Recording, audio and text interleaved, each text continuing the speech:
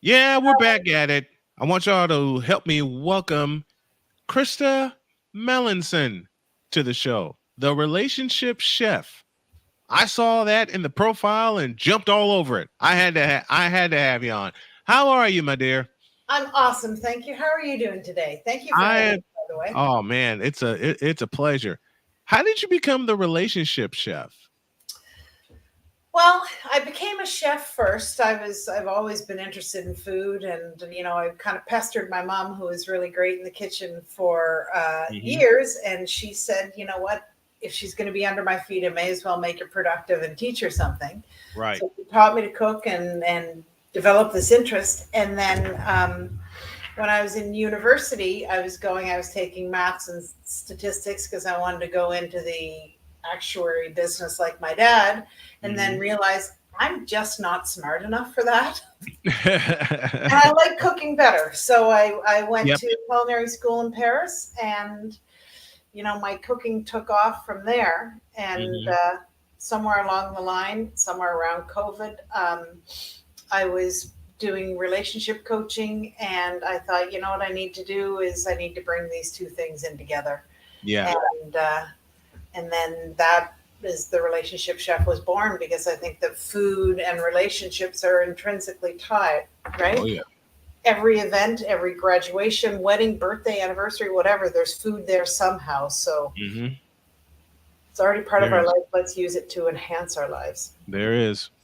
And I absolutely adore food. I love food. I can't help it. Even with my recent cancer surgery, losing a lot of weight, and but slowly getting back up to my weight where I was in college. Food and relationships go together. Hmm. They absolutely go together. I can't tell you how many times my beautiful wife Jody and I have had conversations about growing and eating natural food, our own natural food, because as you know, a lot of this stuff is processed and it ain't good for you at all. Well, let me tell you, I had a discussion with my boyfriend about that just this morning, because we spend Hmm. a lot of time in Europe and France. Yeah, And we were talking specifically about the flour in Europe versus the flour in North America. yeah, They use a whole different wheat, and in Europe, there's much less gluten in the flour. But we were both saying that when we're in Europe and we're stuffing baguettes in our face, left, right, and center, we don't feel bloated and uncomfortable the way right. we do when we're at home. Hmm. And it's not just the flour, but they don't eat the processed foods. Their produce has not come from us on a slow boat from China. They Yeah. have fresh, regionally grown, or pretty close to regionally grown. Everything Hmm. is fresh. It's not as expensive. You look at it and it's vibrant. The colors are amazing. The taste is incredible. It's just completely different there, and they're healthier and they live a long time despite the cheese, the wine, the cigarettes, or whatever, right? Hmm. Hmm. They do. They do. And we are wanting to travel so bad. I mean, we're in a point right now. We are going to save some money. We're going to live in an RV for a while Love we it. pay down some bills. It took a while for Jody to convince me to do it because I'm from Chicago. I'm from a big city, and she and our styles were very different when we met, and now they're starting to mesh, especially with her cooking. Because when we moved to North Carolina, the first thing she cooked for me in North Carolina was a swordfish steak that we got from a fish market in Wilmington. Nice. And I agree with you. The processed food is not good for you. It's different in other countries, and you gotta get back. You gotta get to some started, but they don't stick with it. I mean, hell, I'm trying to rid myself of coffee.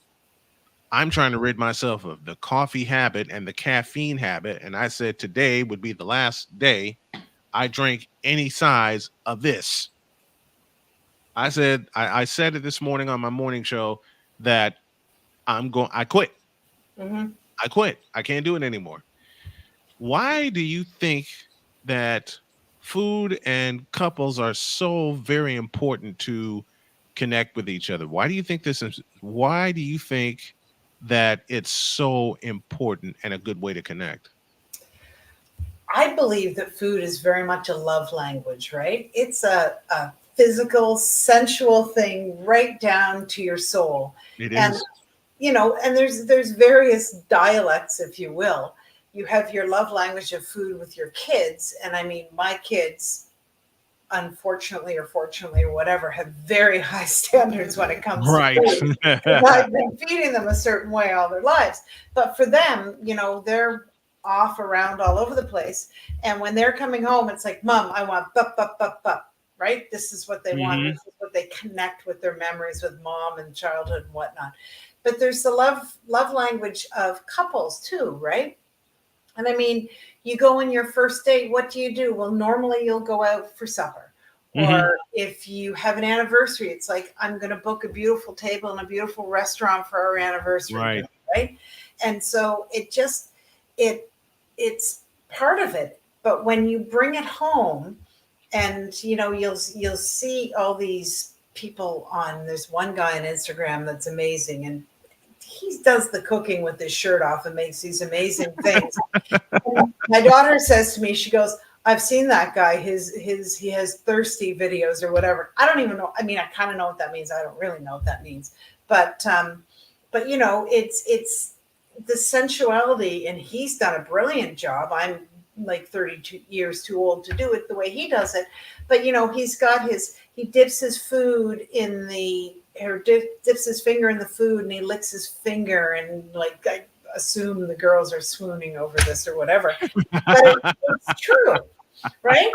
Yeah. Because when you put something in your mouth that you really like, think about that swordfish steak that you had, or a Mm. really amazing shrimp scampi, or Yep.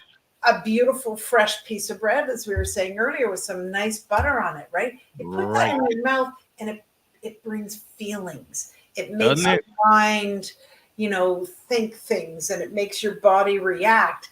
And that's very much the same as love does to your body, right? You see that, Hmm. you see your wife, and your heart goes pitter patter, and you think about how much you love them, and it evokes a certain feeling. And I think that food is capable of doing that.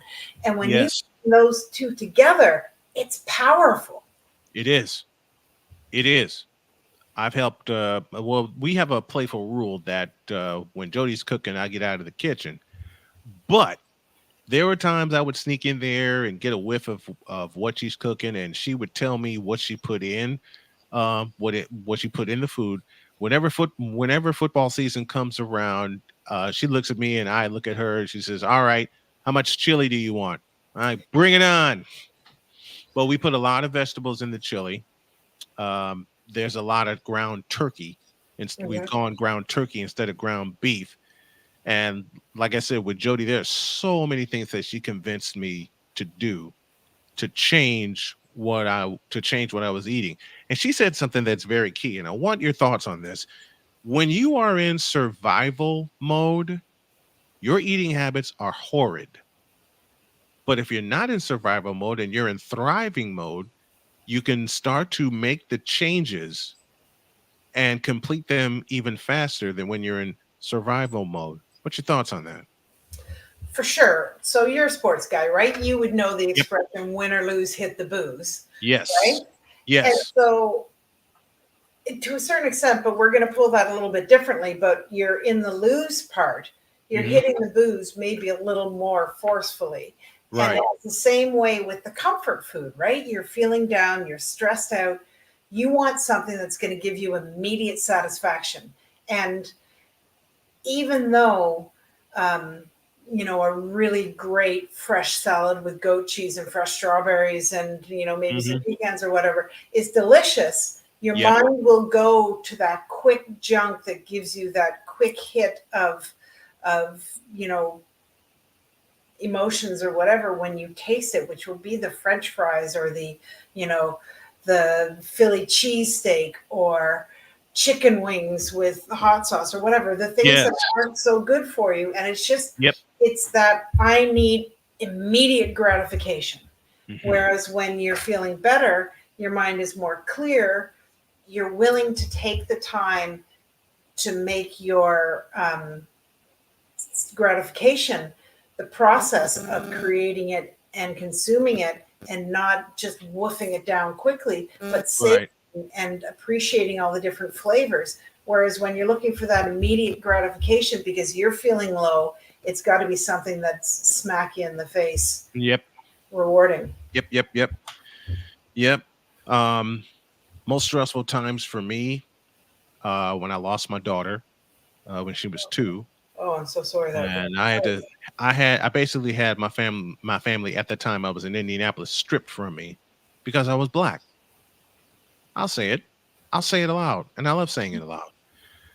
Um, which led to me moving back home with my mother, which led to a ton of arguments about my earnings and what I bring in to help the house for food and things like it. Just led to a ton, I repeat, a ton of arguments. And I was so stressed out, I would go out to Starbucks downtown Chicago and drink a ton of coffee, ton of green tea. And there was a store next to me. I'd get junk food. I would be eating junk food all day because, and you said it, so you're so stressed out, and that's what's happening to a lot of couples. Mr. Shug has joined us, and he said, food is an expression of love, and you tend to use it somewhat as a moment in time, just like remembering exactly what you were doing when you heard Thriller or King of Rock for the first time. Right on target. Yep, Right absolutely. on. Right on target. Food is indeed a love language, especially when you make it yourself. When you're not ordering something and then going to go pick it up and not seeing the process. And that's where I want to go next. How much of a key is it when couples go through the simplest of processes of making a meal and doing it together? How dynamic and how important is that? Oh, it's amazing when you can do that. I mean, every night you have to have dinner, right? You're going to make dinner and it's going to be Yep. good and that's fine. But if you take the time once in a while to, you want to get into the mindset of saying this is a date night, and Hmm. you plan a special meal, Yep. and then the two of you are in the kitchen working together, working as a team. It's the ultimate teamwork, right? Yes. And there's a kiss here and a squeeze there, and I don't know how G-rated this is, but like a grope here, or Uh-huh. whatever, right? And Right. it's just you're bonding, you're spending this time together, and then after you've worked as a team to create this beautiful meal, and had conversations and laughs, and you drop something on the floor, you burn something, whatever. Yep. Sometimes the failures are the most fun, but Hmm. once you've gone through this process, then you sit down to this beautiful meal in the privacy of your own home, Yep. and it's beautiful. It is sensual, the same It as, is.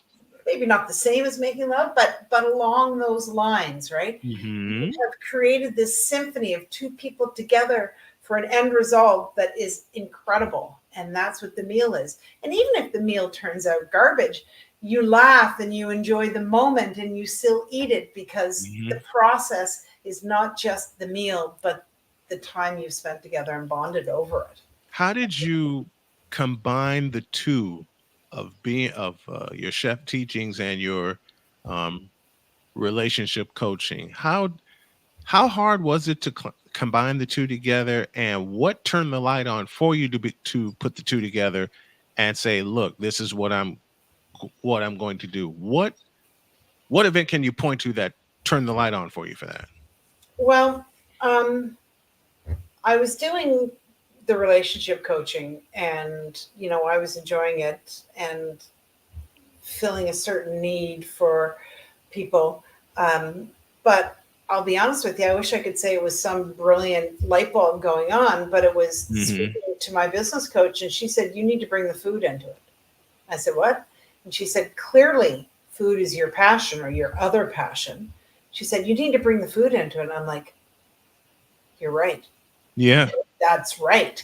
But I had to sit on it and think about it for a month or two. Right. And then Right. I Right. went, hold on. Yeah, because food and they're my two passions, right? I've always known that I wanted to share my life with somebody and have a committed bond and relationship with one man and Hmm. build a life with that person. And that Hmm. is a passion of mine, which is why I got into relationship coaching. But on the other hand, food has always been there, right? My Right. ex-husband was a picky eater. Where was our commonality? I'd make stuff, he'd turn his nose up at it. Hmm. And cooking together was absolutely never even a consideration, right? He wasn't Hmm. the right person for me because he didn't share that one really huge passion that I have, which is food. And so when I thought about the two passions in my life and how I can bring them together, it didn't Right. take very long for the blocks to fall into place to say, wait, this is perfect, you Hmm. know, is bringing together all the ingredients you need to create an amazing relationship. Yes. Yes. Very true. And that's what Jody does for me. And that's what we have been talking about for 2 years now, because we got some things growing on the back porch, but I know she wants a garden. Yeah. And I told her, whenever you start, I may be disabled, but honey, you just tell me what you need and I will help you. I gave her that promise when we move. When I get healed up from this toe amputation and I get my special shoes and I'm able to walk again, um, promises like that involve your partner and involve food, and you put the two together. And I know many a couple who have done this. Jody and I have done this, just to show some love, man. Just to be there for your partner when they've had a bad day, because Lord knows Jody gets stressed out very easily, and I understand why. When you go into the kitchen and you cook something, normally one person cooks for another, but you just need that one time, like we just talked about a moment ago, where you do it together Hmm. in in the kitchen. What do you think is the common problem for couples not connecting? They don't make the time for it because life gets in the way, right? Yep. Life gets busy and Mhm. kids are around or work or meetings or business or whatever. And you know what?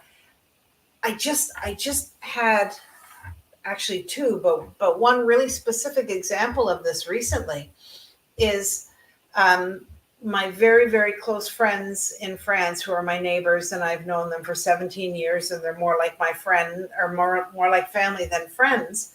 Yeah. And they got married about 8 years ago, and they're my age. They're kind of late 50s, and Hmm. she recently passed away, Oh my and gosh. he's devastated. Even though Mhm. like she was ill, but not ill in the way that you didn't think she was going to be around tomorrow, Yep. and he's devastated. And it came right at the time when I'm sort of working into my sort of PR, I guess, but my promotional material, which is to say that you're never going to look back and say, I wish I had gone to another soccer practice, or I wish I had gone to another meeting, or I wish I'd made another $10,000. You're going to say, I wish I had another night with my partner. I wish I Yeah. had one more moment, right?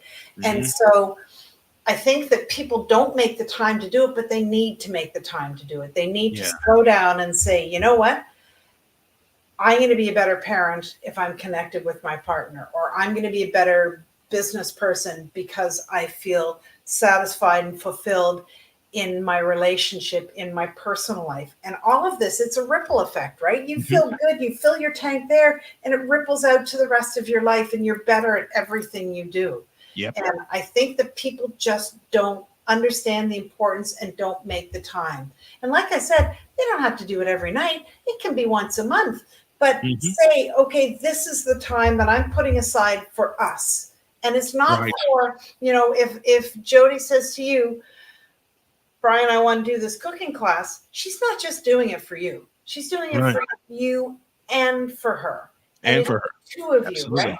And people Absolutely. need to express that. Honey, I want to do this. I want to have a date night. I want to set this time aside.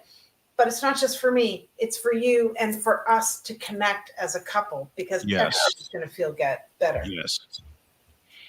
That is so key. Just making the time to connect. That is something else. Inspired Truth Broadcast is with us. Welcome to you and thanks for stopping by. Kristen Mellinson is joining me, the relationship chef. And if you haven't had a chance to take a look at what she's doing, I suggest that you do. She is available for people to look at, for people to look her up on the internet. What do you think makes a great date? What do you think makes a great date? I think the only thing you need to have a great date is two people who are open minded and wanting to spend time together.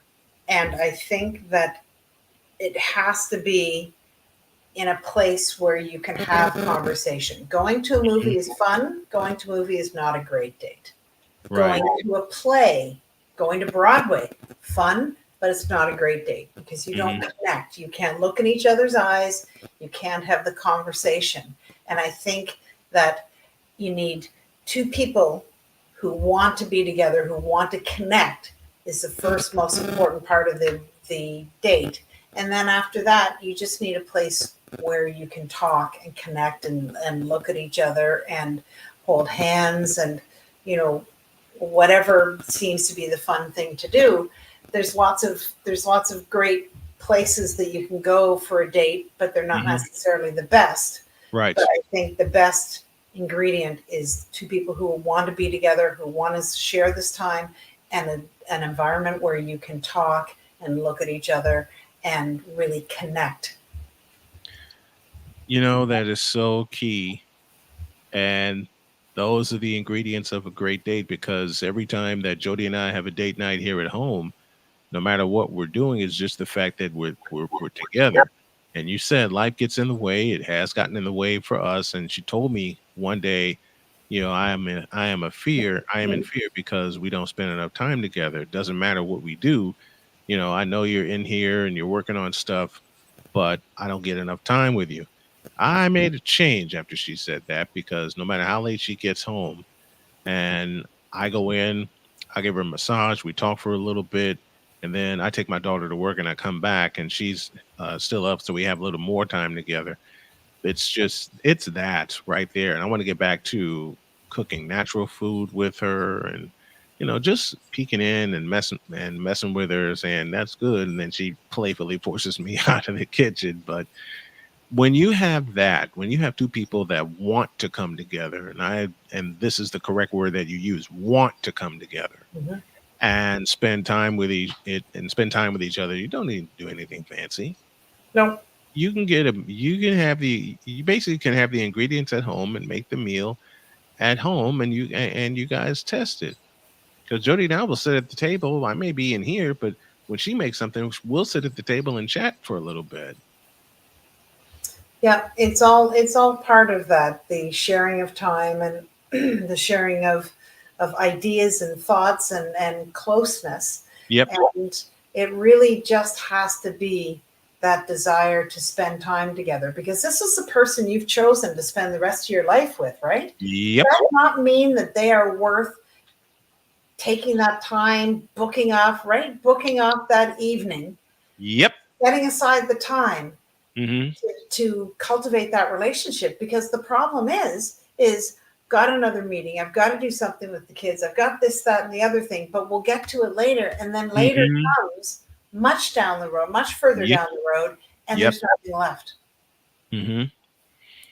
Your acquaintances or roommates, but there's no romance or spark left because you've neglected your relationship for so many years. So Hmm. that's why you need to connect. It sounds like you guys do a great job, and I love that. That always makes me so happy to hear that. But you know, it's because you guys have made a conscious effort to cultivate that bond and that connection, and Hmm. that's just what people need to do. And it's possible.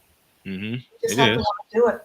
It is. It's very possible. I mean, there are things that drives me nuts about Jody and that drive her nuts, but it's just when we come together and talk everything out, that's huge. When we Yep. come together and just sit and talk and laugh and smile, and she'll be watching something on her phone, more than likely CSI Miami. That's her latest binge Oh, I love watch. CSI Miami. Same here. I love it too.